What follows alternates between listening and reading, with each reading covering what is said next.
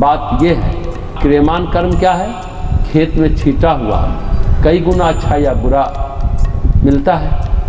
संचित है घर में खरीदा हुआ अन्न, 1 किलो लाए तो 1 किलो ही खाएंगे, अच्छा या बुरा।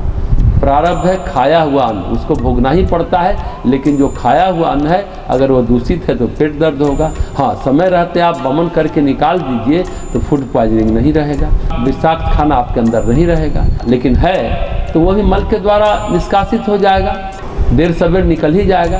लेकिन संचित जो खरीद के रखा हुआ अन्न है, वो बीज खरीद के रखा हुआ है, वो कब अंकुरित हो जाएगा पता है? नहीं पता है उसको, लेकिन हम भूल जाते हैं। प्रारब्ध कदम कदम पर अपनी याद दिलाता है। दर्द हो रहा है पेट में तो याद है कि प्रारब्ध अपना कमाल दिखा रहा है, लेकिन संचित को हम भूले बैठे रहते हैं। कोने में बीज पड़ा है, कब अंकुरित होगा पता नहीं है। कुछ लोगों ने पूछा कि प्रारब्ध कैसे पता चलेगा? अरे जब सिर पर चोट लगी, ईंट लगेगी तो पता चल जाएगा कि प्रारब्ध क्रियाशील है। प्रारब्ध तो ईंट पत्थर की वर्षा की तरह चोट पहुंचाता है या पुष्प वर्षा करके आपको आनंदित करता है। अच्छा प्रारब्ध हो या बुरा प्रारब्ध हो, अपना अपना प्रभाव देता ही देता है। लेकिन संचित कुछ नहीं करता है, आपको रखा हुआ चुपचाप पड़ा है, अदृश्य है, बहुत अदृश्य है। आपने खरीदा और भूल गए, याद भी नहीं है कि कहाँ रखा है, किधर रखा है। अचानक वो मिल गया तो अपना प्रभाव छोड़ेगा।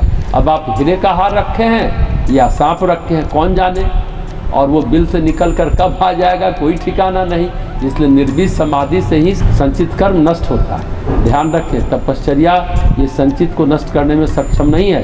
तप से केवल प्रारब्ध और क्रियमान नष्ट होता है। संचित के लिए योग आवश्यक है। योग का मतलब सिर्फ आसन प्राणायाम नहीं, योगासन नहीं। योग का 7वां चरण ध्यान है और 8वां चरण समाधि है। सविकल्प से निर्विकल्प की यात्रा, सबीज से निर्बीज समाधि की यात्रा ही संचित को नष्ट करता है। क्रियमान तो सावधानी पूर्वक कर्म करने पर भी जा सकता है, सजग होकर कर्म करने से भी जा सकता है। क्रियमान आप संभल के कर्म करेंगे तो भी चला जाता है। क्रियमान जो नित्य आप जब पूजा करते हैं उससे चला जाता है। क्रियमान मतलब कर्म है तो बुरे कर्म ना करें, होश पूर्वक करें तो क्रियमान उतना घातक नहीं बनेगा। द्रौपदी का क्रियमान कर्म था, कई गुना होकर के लौटा।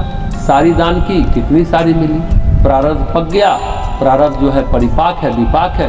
प्रारब्ध तो पका हुआ खाना है। अब अच्छा है कि बुरा है ये अलग बात। आगे आपके सामने गोबर बना के रखा है तो गोबर खाएं, लेकिन संचित तो आप उसे करके भूल गए। संचित याद रहता नहीं है कि क्या संचित है, इतने आवरण पड़े हैं वो याद ही नहीं। तो हमें घोर अविश्वास अपने मन पर करना चाहिए और विश्वास करना चाहिए हृदय पर।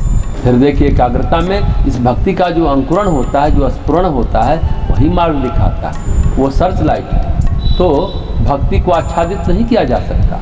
ईश्वर प्रेम सच्चा है तो भक्ति कभी आच्छादित नहीं होती, ढकेगी नहीं और वही मार्ग दिखाएगी। बस एक ही बात है, चित्त को निर्बीज करना है। निर्बीज हुए बिना आप शक्तियों सिद्धियों के स्वामी तो बन सकते हैं, परंतु आप बोध के स्वामी नहीं बन सकते, बुद्धत्व को प्राप्त नहीं कर सकते।